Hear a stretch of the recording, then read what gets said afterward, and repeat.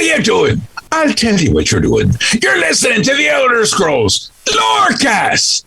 Either you are, or I'll be skipping rope with your entrails. Ta-ta.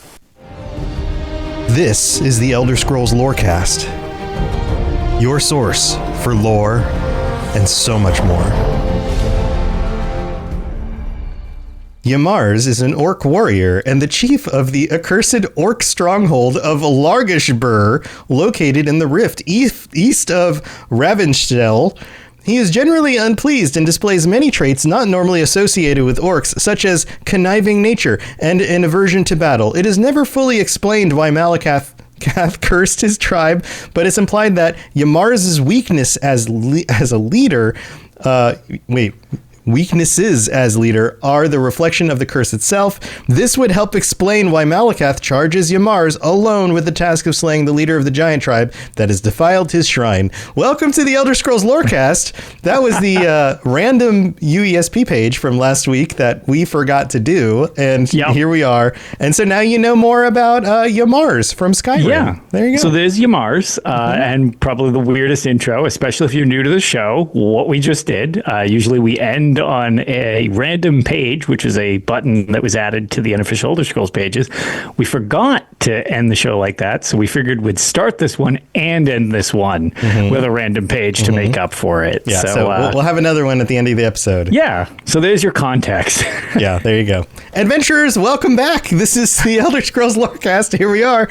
And this week we are, I was like, Lotus, we're brainstorming episodes, and I was like, you know what, I was thinking about it. We've gone through a lot of the main quest lines from a lot of the games, and I was like, you know what we should do is do a tier list with each of the main stories and rank them from masterpiece to bad. Just bad. So that's we'll be nice about it. We'll be nice about it, but this is not which one we think is our favorite. This isn't the one we like to play the most. This is just simply according to the quality of the main questline story. Which quest line? I mean, again, people love their ranking lists and their tier lists and stuff like that, and everybody gets all into it and stuff. So this is ours. We'll be curious to hear if you want to let us know yours in the comments and stuff like that. Absolutely. Yes. Because chances are you're not going to agree 100% with us. Yeah. Chances are we're not going to agree with each other on this. Yeah. So we have, and that's part of it, is that Lotus and I have to kind of come to some sort of agreement. Right. We've got to kind of come to a middle ground. Right. And for the ones, and Lotus is the expert on the older titles, the ones that are just absolutely a chore to play through anymore.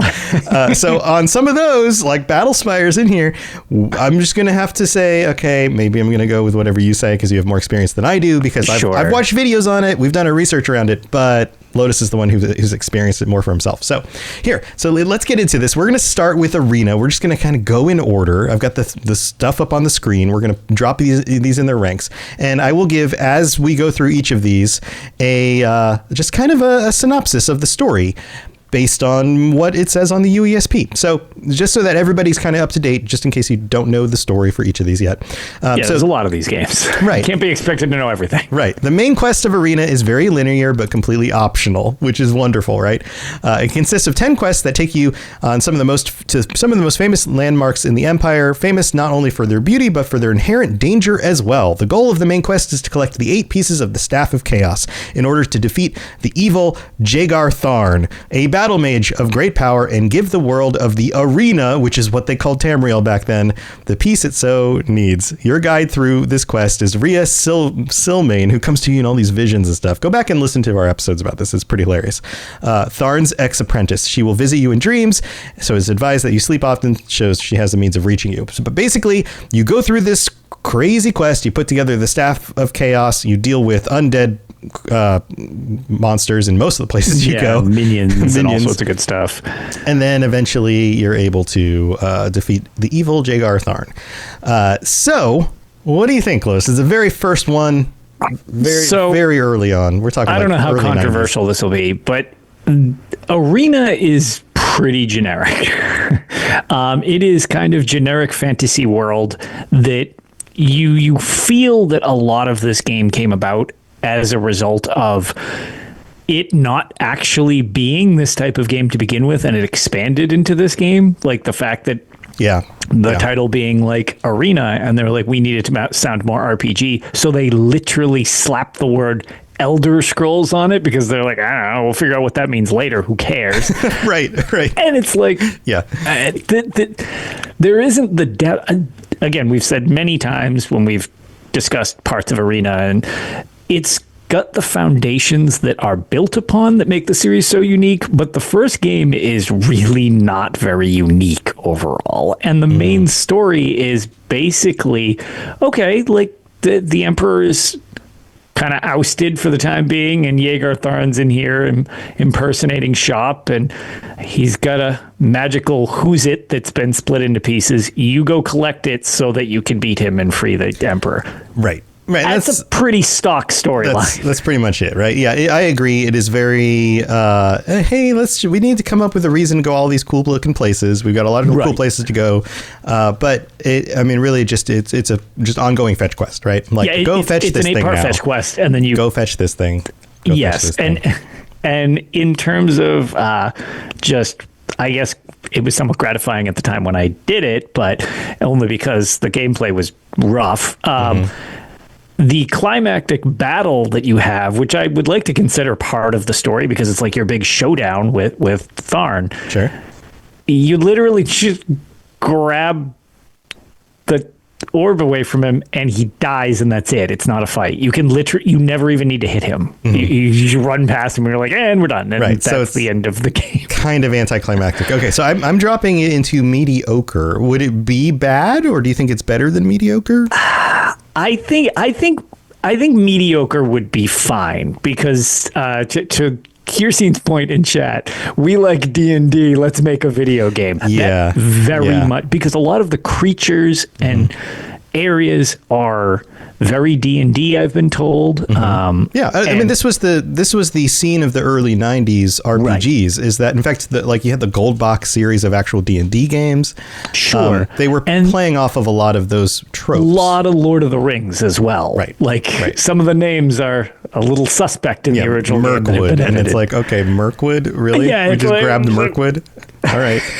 Right. So I don't think I would say it's bad. I mean, it's fine. All right. So I think mediocre would fit. I'm down with mediocre, and we've got a bunch more to get through. So let's move on. Let's talk about Daggerfall. Daggerfall, we talked about this recently as well. It begins with a private meeting between you, the agent, and Uriel Septim the Seventh. He instructs you to travel to Daggerfall to investigate mysterious circumstances surrounding the death of King Lysandus. And basically, it plays out from there. It's kind of like a murder mystery kind of story. Is that a good way to explain it? Yeah, a little bit. You're trying to figure out what exactly happened to Lysandus. And of course, in this game, much like Arena, you can kind of go around and do whatever you want. You can ignore the main quest line. There are certain things you have to do in order to further the main quest line. The map is gigantic, so there's definitely times where you just may not even go near the thing that you need to go do next, or you get in the next piece of the quest and it's like travel across the entire continent to go to that other dungeon.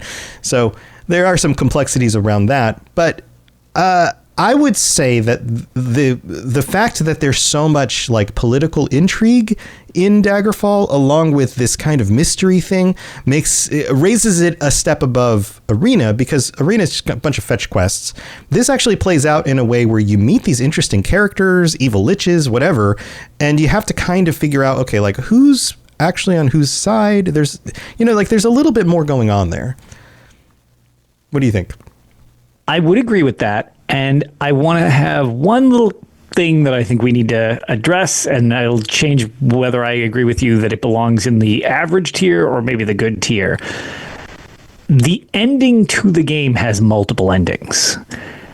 At the time, it was just kind of their multiple endings, whatever. That's true, yeah. But then that spirals off into what becomes Dragon Breaks, because they needed to explain it down the line in the series, which I feel the story going up to that is fine, like it's pretty good.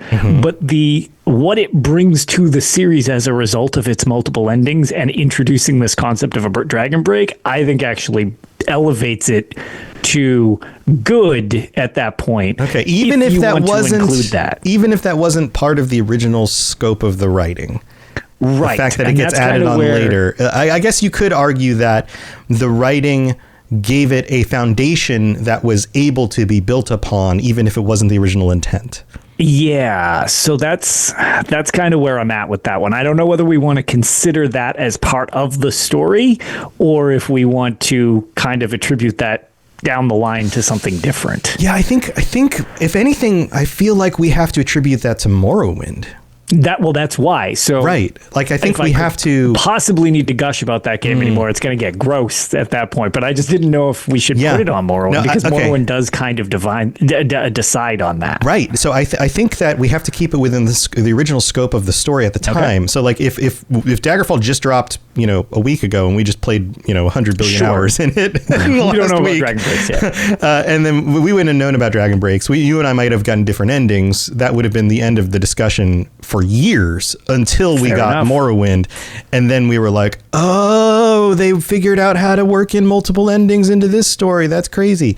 So I think it goes in average. That's where I think I will agree with that. There's the potential for good, but they didn't quite hit good. Yep. I will totally agree with that then. Okay. Now let's talk about Battlespire. So far we've got Daggerfall average, Arena mediocre, Battlespire, which is not on my list. Where did it go? I had a window open. I promise. Oh, here it is. It just ended up in the wrong spot.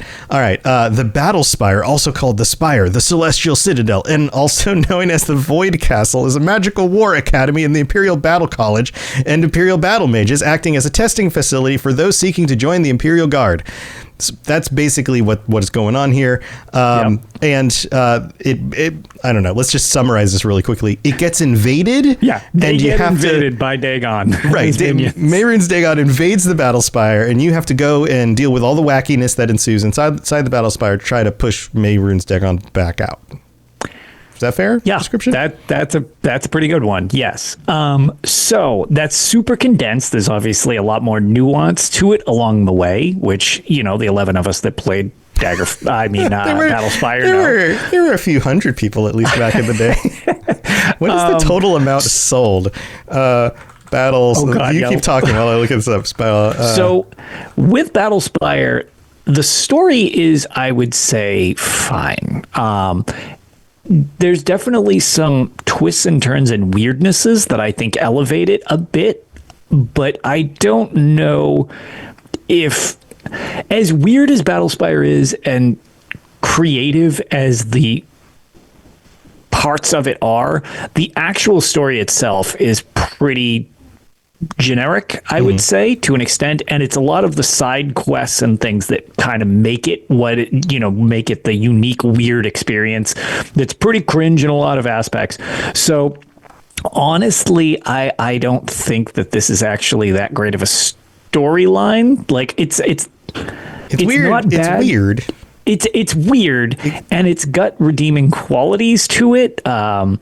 But I would overall say that this is probably a pretty mediocre story with Battlespire. Right, so I don't know if I would. Yeah. It's, again, not bad because of some of the unique stuff, but at the same time, really hampered by some of its own storytelling problems. Right. I can't find any actual numbers on total units sold for Battlespire, but it did not review very well, according to Wikipedia. Yeah. I got a lot of very, very middling, like 40s to 60s reviews. Yeah, so let me put it this way. The best part of Battlespire is that sweet music. I play it for the music. Okay, all right. So Battlespire, we're dropping into mediocre. I would say mediocre. All right, let's talk about Redguard. Okay. Redguard's plot is, in fact, there's not really a main. There's the questing in Battle. It's all just weird. The UESP article doesn't even note a main story. I had to look this up. According to Wikipedia, it says Redguard's storyline takes place amid the Tiber Wars shortly after Tiber Septim's Third Empire conquered and occupied Hammerfell. The death of Hammerfell's king has sparked a civil war between its competing political factions, the Crowns and the Forebears, the former led by the king's son, Prince Ator. And wackiness ensues while you basically fight back against the Empire. Is that a good description? So, yes. It's been a long time since I've played Redguard, but this is going to probably come across as weird. Redguard is one of the worst video games I've ever played. One of the worst. It's like literally like top 5 worst games I've ever played. It handles like a shopping cart trying to like navigate with no wheels. Yeah. Like it's awful. Yeah. And the dialogue, like the voice acting is beyond cringe, except for the main character whose voice is amazing. But what about that good The story? story itself is kind of like, okay, it's, you know, Silas is on his way, or Cyrus, sorry, is kind of fighting back in this weird, like, sort of Civil War area. What happens is it's not really the story that's told that's what's good about this game. It's the lore it introduces, which is weird. Yeah, but that's not So the main do you story. consider that It's not part that- of the story or separate? That is like saying I really like I really like the Lord of the Rings, but the best part is the scenery. Right? Like, All right. you get what I'm saying? Like, Yeah, no, nobody, I do. like, yeah, Tolkien spends a lot of time talking about the types of trees on the side of the road, but that's not what people remember about the story of Lord of the Rings, right? The story for then I'll say the story itself for Redguard, I would say, is mediocre.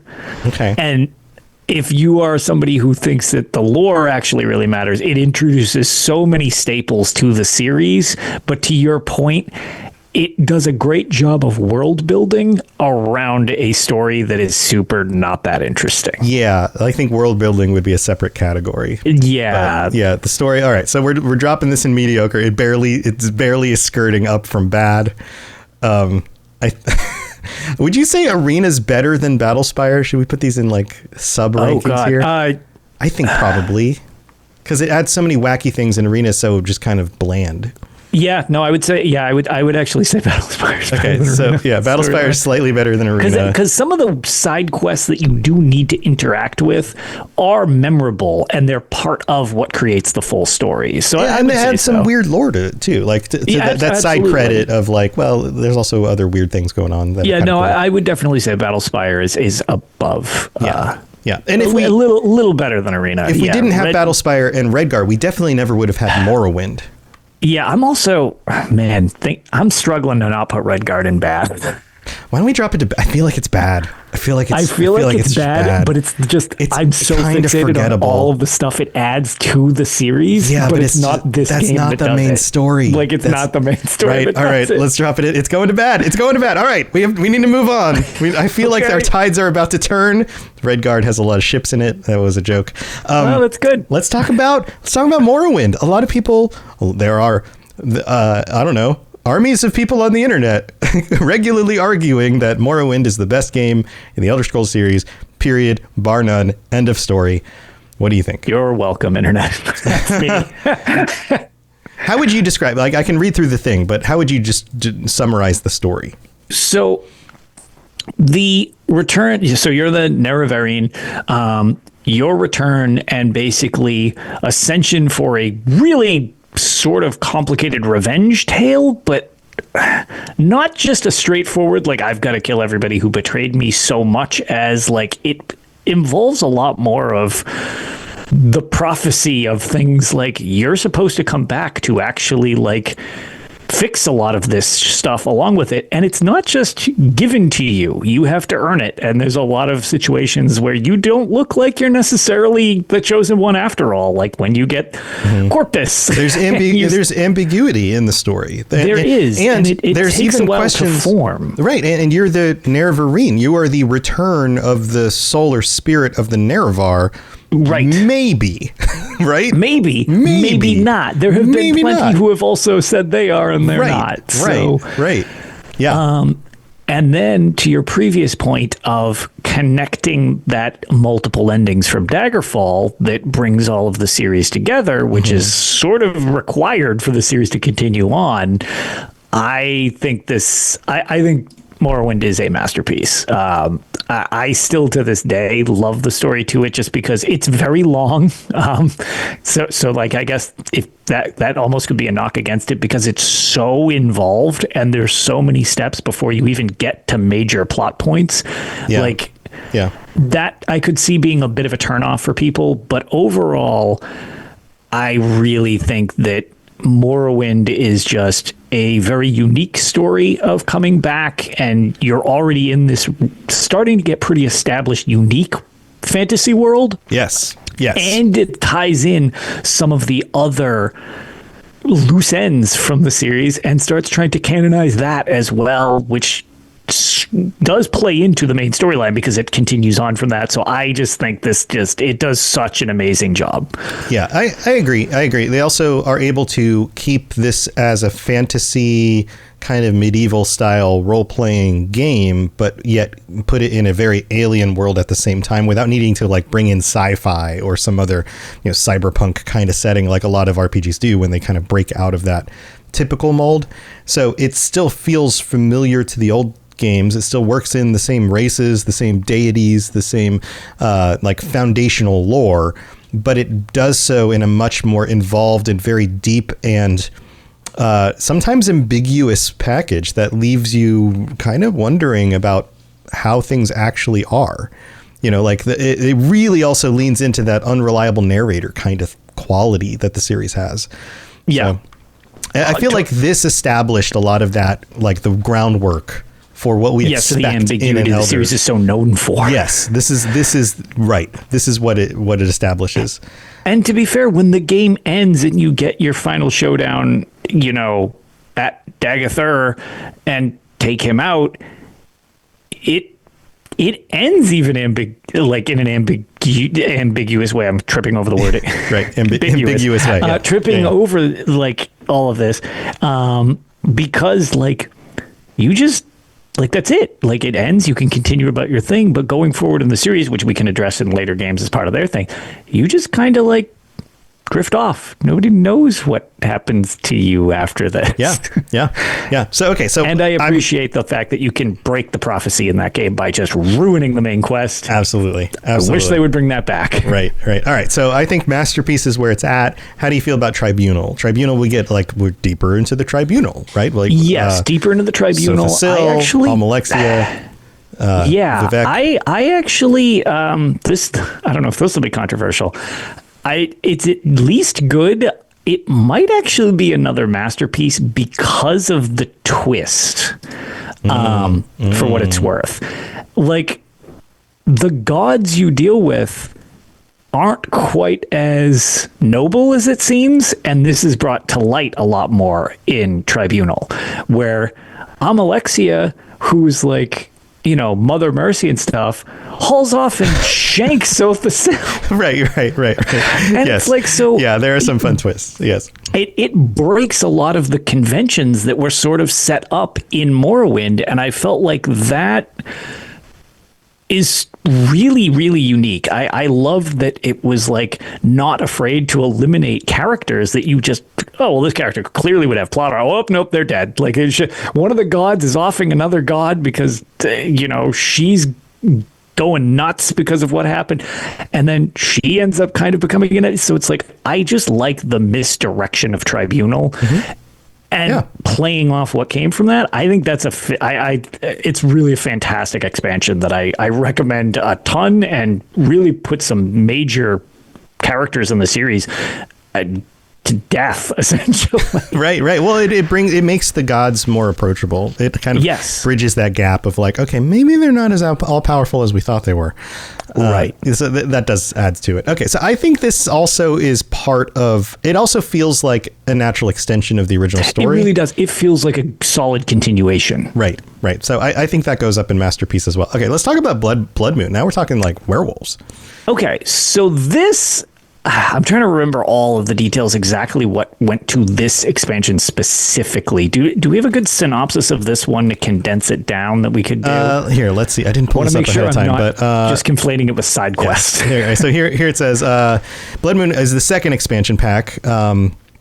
Was developed. Gameplay. Where? Just tell me here we go. Plot setting. Blood Moon is set in Solstheim, an island between the provinces of Morrowind and Skyrim. The island is recently colonized by the Empire, who administers it from Fort Frostmouth. However, most of Solstheim is uninhabited wilderness, occupied by outlying villages of indigenous Nord tribes. Blood Moon introduces two main quest lines. Two major quest lines. A main quest line and a factional quest line. The player initiates the main quest line by interacting with so and so. Let me see. The player travels north. This is not a very clear synopsis. Concise, yeah. Investigates the ruins. The skull show up. There's the Blood Moon prophecy. Right, there's with the werewolves. Blood Moon prophecy. Mm-hmm. You're infected with the werewolf disease, and the village gets attacked by werewolves, and then it kind of goes from there. You got to figure out what's going on. You've got to suss out the scenario around the werewolf. So let me put it this way. This one felt more to me from what I remember, especially because I'm literally like, can you give me a quick synopsis? Because I'm like, this to me felt like a well-constructed set of side quests to me personally. Mm-hmm. Yeah, it doesn't feel like it plays into the same kind of, I don't know, the main story. No, it felt like I remember liking it. I love the island, but again, we're not discussing stuff like that. Yeah, it's not the setting. It's not so much the lore but the story around itself felt more like a side quest overall. I mean, I feel like that fits in the average area. Yeah, and the fact that I'm struggling more than I actually thought I would to try to remember this, because I did not research these. I was just like, you know what? I've gone through all these things. I can piece it together. This one, I'm like, I really wish I were completely read through this one again, because that's a flag right there. That's a red flag of it's a little hard to remember all the details. Okay, must not have been as good of a story as I think this one's got to fall to average for me, unless I'm just totally spacing on something. I'm sure here seen in chat will be going for my throat. All right, so better or worse than Daggerfall? Better average or worse average? I think it's still better average than Daggerfall. Okay, so better average than Daggerfall. If I remember, yeah. I remember the situation surrounding the prophecy being kind of neat. Mm-hmm. Yeah, I mean, it's a cool setting, and digging into the werewolf lore. They're really very similar, I would think, in quality, personally, from what I remember of this. Okay. All right. Well, that sounds like a good place for us to take a quick break and go thank our patrons, because we still have to talk about Oblivion, its expansions, Skyrim and its expansions, Elder Scrolls Online's main story, the original main story. We're not going to go through all the extra stuff because that would take forever. And then Legends and Blades still as just on the list of games. So don't go anywhere. We'll be right back. This is Hamish Morak, Dragonborn, and you are educating yourself to the Elder Scrolls Lorecast. All right, let's make it quick. We've got our patrons to thank. Thank you, everybody, for your support. Patreon.com/Elder Scrolls Lorecast. We've got some new ones who signed up this last week, including Lucas, Stephen D. I think it's Stephen or Stefan D. And BBG699. Welcome to the Patreon. So glad that you've decided to help support the show. You can get ad-free episodes. You can get the first 90-ish episodes before Lotus joined the show are all over there. T-shirts and stickers, joining us for patron chats, which are coming up in just a few weeks. We actually decided, because the patron chat falls on Thanksgiving night here in the United States, that we're going to do it 2 days earlier. So that'll be on Tuesday, what is that? The 26th. Yeah, Tuesday the 26th. So 26. If you can make it that night, that would be wonderful. If you're one of our patrons, or if you'd like to sign up, you still have time to sign up on that tier. And speaking of people who are helping support the show at some of the higher tiers, or one of the highest tiers, our Daedric Princes are Blinding Vision, Hirsine, Just a Little Bit of Chaos, Kira C, and Peter R. Thank you so much for your support. And to all 135 of you, you're the best. We appreciate you. Yeah. Also, if you'd like to help us out in other ways, you can leave a 5-star review on Apple Podcasts. You can rate the show on Spotify. If you leave a review on Apple, we'll read it out on the future episodes of the show. You can tell your friends, all of that stuff. And you can also comment. Let us know on the Discord or in the comments of this episode, wherever you're checking this out. Let us know if you think we got the ranking right, and if we need to nudge something a little bit one way or the other. Which ones do you disagree or agree with? Yeah, let us know. All right, let's move on with the rest of the show, because we got to talk about Oblivion. Here we go. You're listening to the Elder Scrolls Lorecast, dear child of cities. That is why the Night Mother loves you. All right. let's talk about Oblivion. As we get closer to the mainline, like newer games, it's much easier for me to just kind of summarize the plots. But For sure, because they're a lot more fresh in my brain. They streamline still. a little more, and they're also fresh in most people's memories. Right. So because more Oblivion, people played them. Martin Septon gets killed. The Emperor gets murdered. There's a faction that's trying to, I guess, let Mehrunes Dagon back into the world in order to take over. Or is it Molag Bal? What am I doing? No, it's Dagon. It's Dagon. Yeah, okay. it's Dagon. When the Ball is online. Yeah, when the fires go out. Yep. Yeah. And then so these Oblivion gates start popping up everywhere.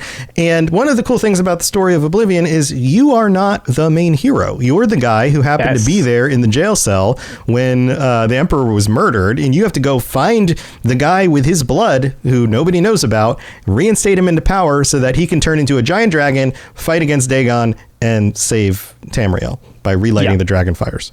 So that's roughly the plot.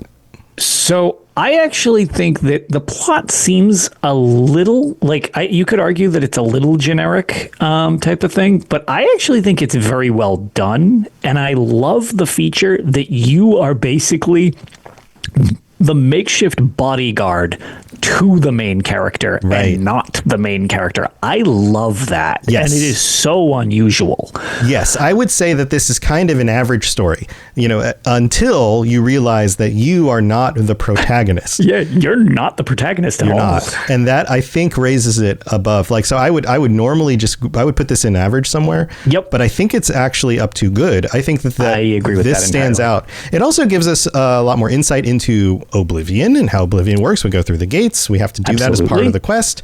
You get to know these other characters and these other factions that play into things. And of course, you can do other things other than the main quest line, but we're just only talking about the main quest line. Yeah, no, the side quests are very good in their own right. But the main quest line, I would agree with you. It is good because of the unique ways of taking a not totally average, but a more average storyline and making it not average by the way it's portrayed. Right. I agree. So I think this one goes squarely in good. that was easy. Yeah. We were very much apparently in agreement on that one. Yep. All right. Let's talk about Knights of the Nine. Knights of the Nine. We've got, all right. So this should have looked up the synopsis of this one. Can you remember off the top of your head what happens in the Knights of the Nine? Because it falls out of my brain. This is one of those stories it's fine. The Knights of the Nine, you're collecting the armor. I believe is the protect. Oh man, I should rightfully be roasted for this one. Knights I believe of the it's. Nine. Oh my God, why am I spacing on who you're collecting the armor? Used relics. Oh yeah. It's what's his face? The time traveling cyborg. Yes, time traveling cyborg. Like Senators are a faction of the same name devoted to locating, preserving the set of Crusaders' relics. Once found, these relics must be used to defeat the Sorcerer King Umaril, who seeks revenge on the Nine Divines. Knights of the Nine was generally well received in the gaming press. Yeah, and it's White that was Strike. The worst brain fart in history. Yeah, I couldn't come up with his name either. I remember his but name. I think that's proof that this one it's kind of fetch questy. It's cool that these things like play into a story that's old, and you got to fight, Umaril, which the story with Umaril, some of that stuff is cool, but I feel like it's in that like top of average. Yeah, so it's interesting, and one thing that I do appreciate that Sulior brought up, which is kind of interesting, it does kind of strongly nudge toward the direction that Talos is a divine. Yes. Which is kind of an interesting bit to add to the series. But yeah, the way, much like we gave benefit to the way that the Oblivion main storyline was portrayed, this was kind of a pretty tediously long fetch quest. Right. Yeah. And it's fine. Like I liked it enough. It's but fine I would as a DLC. Here's more stuff fine as to a do. DLC. I definitely have this one a little more in the average category, even with some of the stuff that it does bring to the series as a whole. Okay, so average above Blood Moon or below Blood Moon? Ooh, that's spicy. I do like. I think I might like the lore in this better than the lore in Blood Moon. I think I'm going to give you that. I think no, you know what? I think I'm not going to fight you on that one. Okay, so this top of average for Knights of the Nine. All right, Shivering Isles. You travel to the realm of Sheogorath in order to deal with the wackiness that ensues in the realm of Sheogorath, because it's the end of the age and Jiggalag is coming back, and you've learned things about the fact that Sheogorath hasn't always been like Sheogorath. Yes, and the concept of the Grey March, and all of that stuff. I think all of that is super cool. It's a new, interesting zone. There's other stuff going on beyond just the main quest, but you couldn't have the main quest outside of that zone. Like the fact that you're going to this really weird realm of Oblivion that's very different from what you see dealing with Dagon, and the complexity of like, Daedric princes also isn't kind of like in Tribunal. Like Daedric princes aren't everything we assumed. There's more to it. That I think is super cool. Where would you put it? Because I'm flirting between good and masterpiece. I think this is a masterpiece. I think this is one of the best DLCs that any game has ever made. Wow. Okay. All right. I like this game, or this in and of itself, I found to be better than like a lot of full retail games that I've played. It's an enormous zone. It's very weird, obviously, so it's got like that going for it. But to your point, the story itself starts off kind of like, why am I here? Mm-hmm. And then talk about a misdirection of a protagonist where you were the side character. In this, you actually might become a long-standing god in the series. Right. Yeah, it's super weird because at the end, it's like you might become the next Sheogorath, which is super weird, but it leaves a lot of questions as to like mantling a god. Love it. Absolutely love the Shivering Isles. Total masterpiece for me. Okay. So is this compared to Tribunal? This is better or not as good as Tribunal? This is tricky. You know what? I actually think I like this more than Tribunal. Okay. With Tribunal being a close follow-up. What about Morrowind? Obviously is the greatest thing ever. Okay. So we'll leave Morrowind at the top so that the Morrow boomers don't all send us hate mail. That's fine. To be fair, I lead the charge with the Morrow boomers. You're the king of the Morrow boomers? Okay, yeah. Cool. So cool. I would say, I think I actually like, both of those are really good. Yeah, you know what? I'm just going to commit to it. Okay. No reason to falter. I'm going to say Shivering Isles and then Tribunal right after. Yeah, this is interesting because if you look at Morrowind, we've got two masterpieces and an average. If you look at Oblivion, we've got a masterpiece of good and an average. They span three categories. So I'm interested here to see what happens with Skyrim. You know, the basic story of Skyrim, you are the Dovahkiin, you are the Dragonborn, the last Dragonborn. The dragons end up showing back up because they were banished out of time, but they were basically portaled into the future from the Merithic era. Yeah. And they come back and you have to deal with them. And you have options in how you deal with them. And basically you end up in Sovngarde fighting very powerful dead and ancient dragons or whatever. And eventually you solve the problem. Good synopsis? Yeah. And it's a very memorable average story. It's a very memorable average story. The dragons are very cool. The fact that there is a lot of cool here. There's a lot of cool here. I think that's the best way to put it. Because whereas in Oblivion, you were not the main character. In this, you are very much the main character. You're the main character of all of existence. You're the main character on the reg. How much the main character you are of every single story, every single side quest, everything that's out there. What you say goes, and it doesn't matter how contradictory it is, because you are just the main character of all main characters ever. You are living plot armor in this game, right? Which is a knock that a lot of people kind of have against Bethesda storytelling more recently. Mm-hmm. And sometimes that's fine, and that's totally not a problem.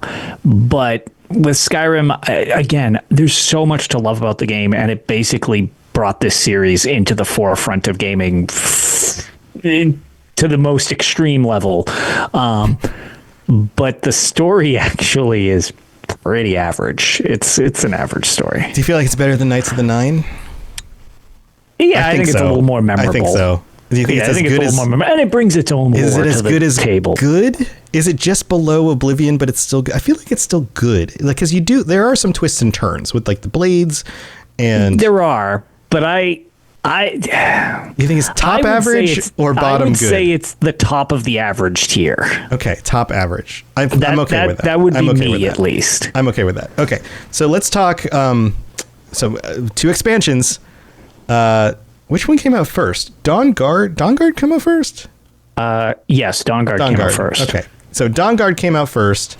Dawnguard has to do with vampires. You have this whole side plot line, which is the main plot line of the DLC, dealing with Serana and an Elder Scroll and this whole line of vampires and their abilities that go well above the basic vampires that you meet in the basic game. And you can side with being a vampire yourself and doing that whole thing and fighting against the vampires that way. Or you can side with the Dawnguard, who are vampire hunters, and kind of deal with it that way. Right. I feel like this one's pretty average. Like I would say this one's pretty average as well. It's got some neat set pieces. We literally just talked about like the Soul Karen last time. That's true. Like it's got some great set pieces and you do some interesting stuff. And the whole like quest to like blot out the sun type of deal is kind of that part. So some of the character, like I guess this is spoiler central. So I mean, the fact that you meet an alien at the end is kind of important, right? Now that is cool. That plays into the plot. But I don't know if any of these things would elevate the overall plot of vampire werewolf thing again, sort of. Okay. All right. So I feel like this one's pretty average. I feel like but I feel like I like the main story. Oh, sorry. better. Yeah, it was a snow elf. What am I saying? It was a snow elf. It wasn't snow elf. Not an alien. Yeah. Right. Thank you. They were kind of related to the aliens, but they weren't the aliens. But yeah. Well, right. But yeah, I knew what you meant. No, technically that's totally correct. Yeah, right. It's a snow elf. So are we putting this after Skyrim on average, but before Knights of the Nine? I feel like it fits there. I could go with that. I could honestly go before or after Knights of the Nine, either way. I think it's about comparable to Knights of the Nine, honestly. Okay. Yeah, I'm gonna the fact that it works they both work in this really cool old lore in interesting ways. They both give us reveals about the nature of the world that we wouldn't have without them. So right. I feel like they're very paired together in that way. But also, vampires? I feel like it gets a little bit of like okay, vampires are cool too. Yeah. Honestly, more than the vampire aspect that I feel was memorable about it is kind of the side tangent where you learned, like, to the point of the snow elf thing that we corrected, like, there, the difference between Falmer and like what happened with that, which is not part of the main story. That's lore building around it. That to me is more interesting than the actual story that Dawnguard brings. It's true. And like that is a really cool thing. And the fact that there's an actual Elder Scroll that's involved with this, and you get to see behind the scenes with like a vampire group. There's a lot of fun stuff in it. So I'm happy with it here. I'm happy with it right above Knights of the Nine, if you're cool with that too. You good? Yes, I am good with that. All right, let's talk about Dragonborn. The Dragonborn DLC. We go back to Solstheim. We have to deal with Miraak and Hermaeus Mora. And we learn a lot of lore about the fact that Hermaeus Mora has been messing with stuff, which gets expanded on in ESO later on, very recently. But Miraak being like the original last Dragonborn from like the Merithic era, and then him playing around with this agreement he made with Hermaeus Mora, and then coming back and being part of this again. That stuff. I mean, I know you love Hermie. I was going to say this one's going to probably throw people off. I like this one. I wouldn't say it was my favorite DLC to play through, but the story I think is really cool. What do you think? Yes. I like a lot of the story. Obviously, I love the characters involved and the setting and stuff like that. Again, we get the nostalgia pull coming from, Morrowind again. We get to go back to Solstheim, which is really cool, especially when you're going on the boat and it's playing the remastered music is just like great. But these are all setting pieces. They're not the story itself. The story itself, okay, one of his basically generals gets kind of pissy and then doesn't really want to cooperate anymore, kind of goes a little rogue. You're on the quest to kind of like put him down, but then also sort of, are you getting forced into taking his place? There's questions. And he shows up and steals stuff, like steals And dragon souls from you. he is a great villain because he's aggravating as hell. Yeah, Miraak is cool, and it plays into the whole, like, okay, what does it mean to be Dragonborn? How did this actually work in the Merithic era? Like, right. It fills in a lot of those gaps. Which is why I would say it is good and not better than that. You just talked me into better than Oblivion. Okay, all right. And Oblivion's cool. It's got a unique twist on a story that is traditionally would have been very average. But this brings in a lot of interesting, unique elements and expands the lore of the world in a very unique way, whereas Oblivion just kind of like secures the lore of the world. Oh yeah, there's the Dragonfires, there's the Emperor, the deal with the Emperor keeps Tamriel safe, blah, blah, blah, blah, blah. Like that feels like, okay, we knew about that, but here we're actually seeing it happen. Whereas Dragonborn feels like, here's some new stuff you didn't know, and it's crazy. Here you go. Like, I'm down with that. Okay, I'll go with that, because I could kind of see either of those interchanging, because I thought they were pretty close, but you know what? I think you convinced me with that one. I like your interpretation of that. I'm good with that. Cool. All right, so we got on the good list above Oblivion, which means Skyrim has a good and two averages. So far, Morrowind, as an entire title, plus 2 DLC, has 2 masterpieces and an average. So I think that one's, I mean, it's between that and Oblivion, because Oblivion spans all top 3. I think Morrowind edges it out just a little bit. I would say Morrowind's because of two masterpieces instead of a masterpiece and a good. So that's on the top of the list of like the mainline games. So let's talk about Elder Scrolls Online. The original story from the original release has to do again with the Empire, and the Empire's in shambles because there's this three war, the three factions, three banner war. And then you have a non-Dragonborn Emperor who wants to be Dragonborn, who works out a deal to try and make that happen. Sure enough, he gets fooled. Everything goes bad. Manny Marco uses him to try to take power, and now Molag Bal is invading all of Tamriel through similar to what Dagon tried to do, but different. Similar concept. Trying to pulling Tamriel into his realm rather than invading. Instead of a Daedric invasion of them busting in there, they're trying to drag Nirn into Cold Harbor kind of deal. It's just inverted Oblivion. Right. And so you got these companions. You go through the main story quests, which bring back together all the companions. You save them all from their predicaments, being tortured or stuck in Oblivion or whatever, in order to bring them all together. And then somebody has to sacrifice themselves in order to save Tamriel. And you get to choose who. Because you need to repower the Amulet of Kings so that you have the strength to fight back Molag Bal. There's one other thing that I feel elevates this story a little bit, because I love a good misdirection. The fact that when you assault Cold Harbor, and it's kind of like, gather all your friends together for our charming adventure type of deal. We're going to win with the battle, with the power of friendship. The power of friendships, yes. Yeah. So you scoop everybody in, and while they're chilling in there, you get this situation of like, okay, well, there's this like the Hollow City, and like, well, you kind of rebuild it as like a base of operations.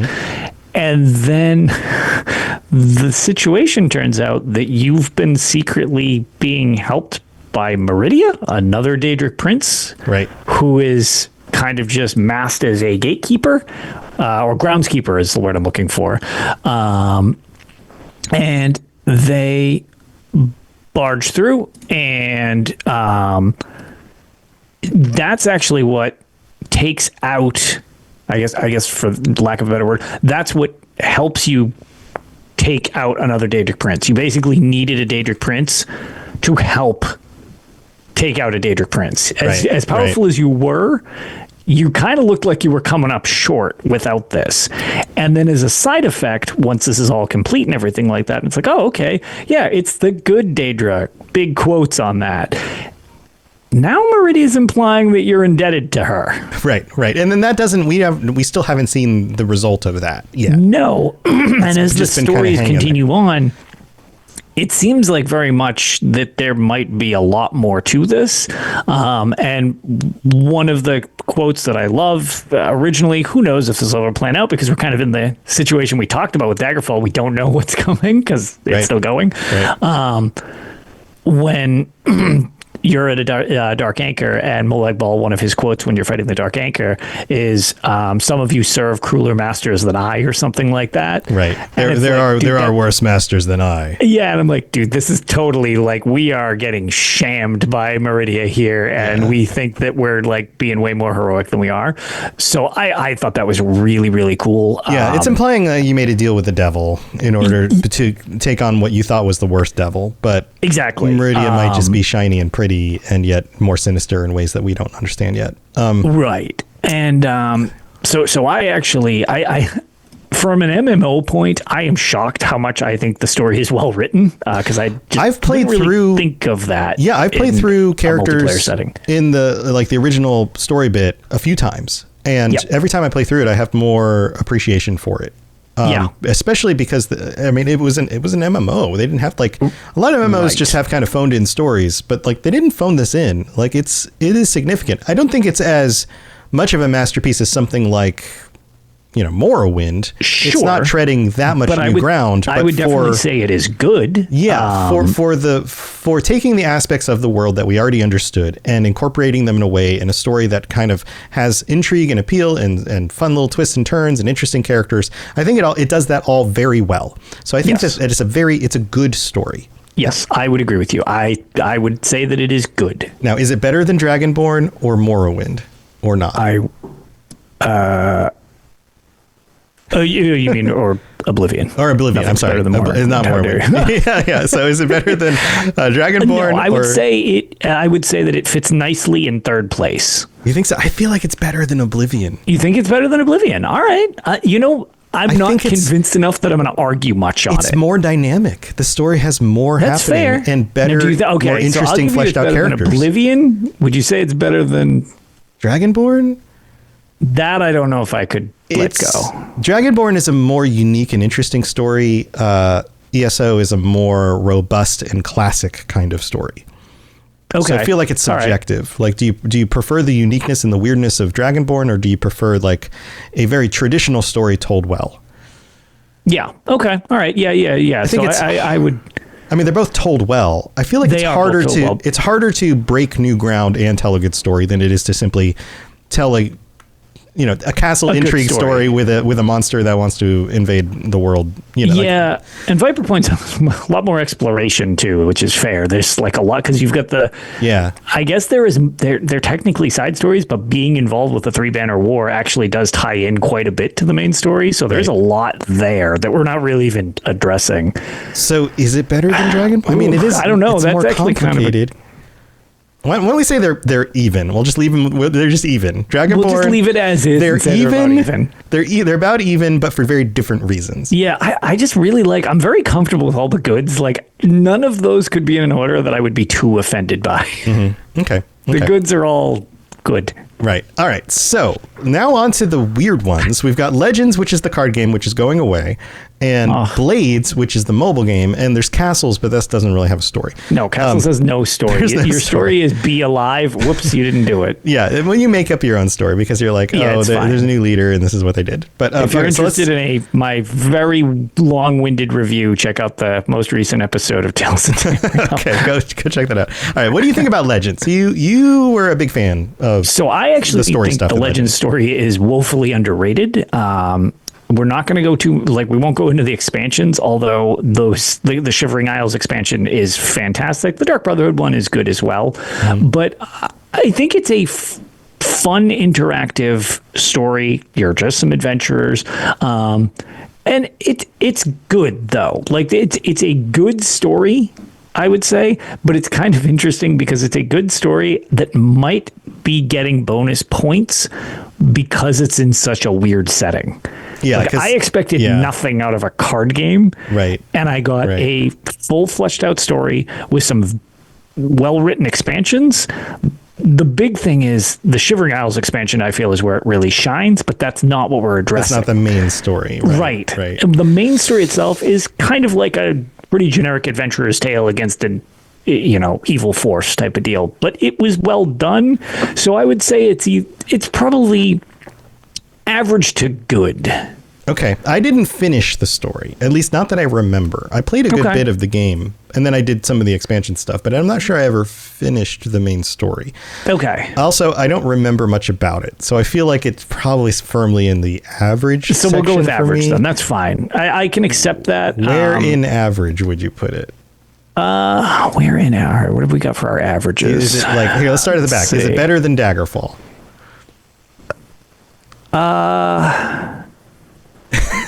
Shoot. Yeah, I guess I don't know, because I'm like, I'm trying to think in an overall grand scale. It's a very like side quest. Like it feels like a really good side quest until you. So maybe, you know what? Just put it at the back of the average category. Back of average. All right, it's going We'll go back with of that. average. Yeah, for people who can't see it on the screen right now. Yeah, it's there you go. literally falling into us. There's a lot of averages. Right here, I'll just move us down is what I'll do.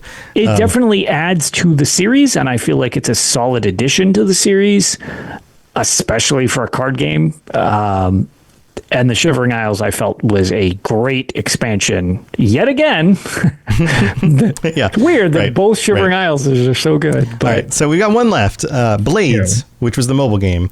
Another game that I played, and I played a number of hours of it, but again, I didn't finish the main story. I don't think you're rebuilding your town. You have to figure out what's going on. Like, well, everything was destroyed. You had something to do. I'm trying to even remember. Okay, so I'll try to do the best synopsis I can. Basically, you show up to this destroyed town, and your thing is to help rebuild the town, and you do a lot of side quests to collect the things you need to have like a showdown against the one who did it. There's some. Man, it is pretty forgettable. I'm actually It's pretty forgettable. I don't know that it really, like, at no point was I like, oh, I need to see what happens next in this story. Yeah, I was going to say, I'm actually trying to think. Is it in the bad range? I think it might be in bad range. I think it might be in the bad range, because I'm trying to think of how to, like, who is I remember the end boss fight, and I don't remember why he's the boss. Right, yeah, see, like, there's so much he that's destroyed not... the place, but, like, I don't remember what his motivation was. There's so much that's just not that interesting. It's like, we need to string some reasons together for you to keep coming back and clicking on this on your phone while you're bored like, in a meeting at work. Like, that really is what the story because this takes feels like. place after Skyrim. So, like, the Blades name. Oh, actually, Hercene just put it in chat. You return home after the Thalmor had disbanded the Blades. I was going to say this is after that happened, and then like this town was sacked. It's like the story is what it to me. It's just, it seems very forgettable. It's just a setting to let you play in, is kind of the best way. Yeah, that's the way I see it. Here, this is what the synopsis says as I look it up. Perfect. The player takes on the role of a former member of the Blades, an elite group of spies and bodyguards who were outlawed and forced into exile after the war. The player's character seeks refuge in their hometown, but finds it destroyed by mercenaries hired by the Bloodfall Queen. The mercenaries destroyed an alien statue that concealed a tunnel to a crypt where the undead sorcerer king Calamaril Lightbringer was buried. I don't know how to say that name. Maybe it's a Celamaril. C-E-L-E. I like that. The Sorcerer King was unleashed and wreaked havoc on the town, causing it to be ravaged by undead creatures. The Elder Scrolls Blades player can create and customize the character, and basically you have to like fight back. Yeah, so it's just like, it's just a reason to click things. They were messing around in the Evil Wizard, because I was going to say, right. I was like, why are you fighting an Evil Wizard at the end? Because I remember the arena thing, and I was like, yeah, all right, it's kind of a cheap fight, where it's just like I just piled up health potions, so I just literally just wailed on it and just guzzled potions like some type of lunatic. Right. And then it was like, yeah, all right, I guess we're done. So, all right, and bad? Are we in bad? I would say that one's bad to mediocre. Okay, is it better than you know Redguard? It's going in bad. If Arena and Battlespire are mediocre, this one's bad. Yeah, I agree. This one's. Is it better than Redguard? Is the question. Yeah, you know what? I'm going to say yes. Yes. Because Redguard at least has a situation that bred, like the setting and stuff like that, and the main character. Yeah, it's a pretty generic, like, revenge tale, but the stuff that was happening and what it led to, at least led to something more substantial. We don't know this led to anything. In fact, I'm going to bet money that it doesn't lead to anything, and we're never going to talk about it again. Yeah, that's probably the case. All right, so that's what I'll go with. Let's wrap this up. I feel like we did it. We've got bad, from worst to best. Redguard worst, a definitive worst story in the series. Blades next worst, and then mediocre. We have Arena, and then Battlespire, which is the best of the mediocre. Then we have a bunch that are average, and I guess that makes sense. We've got kind of like a bell curve here, right? Which tracks. You would expect the quality of things to be kind of on a bell curve. Most of them would be in the middle. Some things would be great. A few things will be terrible. So in the middle of the bell curve, we have Legends, and then improving from there, Daggerfall, Blood Moon, Knights of the Nine, Dawnguard, and then Skyrim right at the top of average. And then for good, we have Oblivion Story, ESO, and then Dragonborn. And then the masterpieces on our list are Tribunal, the Shivering Isles, and Morrowind at the top, because that's the masterpiece above everything else. Correct. So there you go. That's it. We didn't do the other Travels games, and you're gonna all like it. Yeah, but those don't need to be talked about. That's fine. We maybe at some point we need to go back and do all of like ESO and all of its expansions and kind of rate those. Yeah, we could do that since we were going through like the quest lines and stuff. Look, just because I make so many jokes about it, I will give an honorable mention of average for Shadowkey. Shadowkey, average. All right. Well, in order to wrap this episode up, we've got to do one more random page. There it is. We've missed one last week. I hit the button, and guess what I got? Guess what game this one's about? Oh, boy. Please tell me it's about Blades. It is about Blades. Oh, my God. Yes. Blades, health regeneration. Here are all of the enemies with health regeneration in Blades. Incredible. I love this. You ready? Abyssal albino spider, abyssal troll, wrath of the undying, ancient albino spider, ancient flame atronach, ancient flame thrall, ancient frost atronach, ancient frost thrall. I probably should not read all of these. Lots of ancient things, lots of berserk things, some cave things like trolls, some flame things, including trolls. Everything on this list is an atronach, a thrall, a troll, or a spriggan. There's tons of spriggans.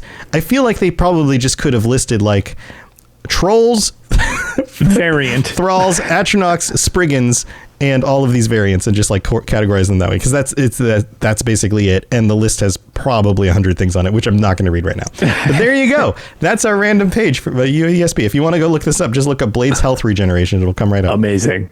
So there you go. All right. Yeah. Well, Lotus, you got anything else you want to share before we head out?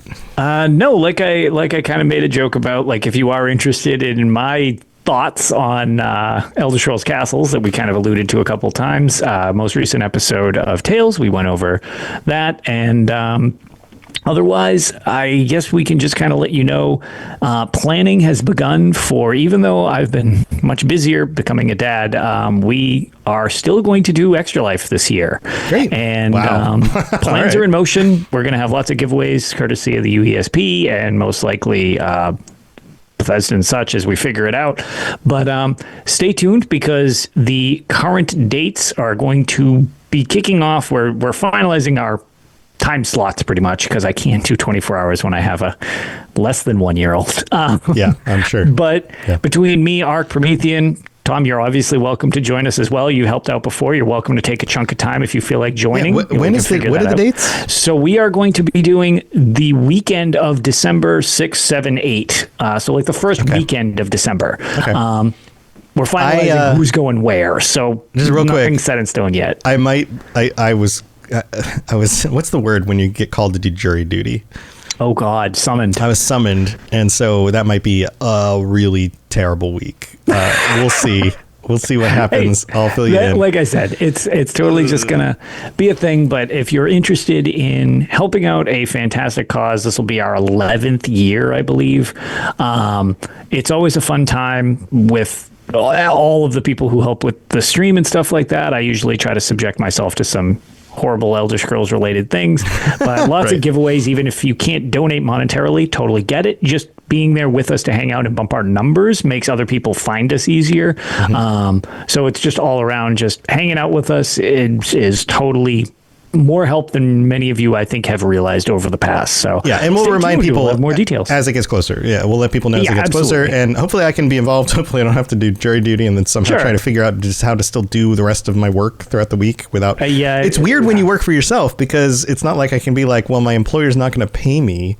Yes, it's very awkward. It's very weird. I've never. I got summoned once and I put in for the.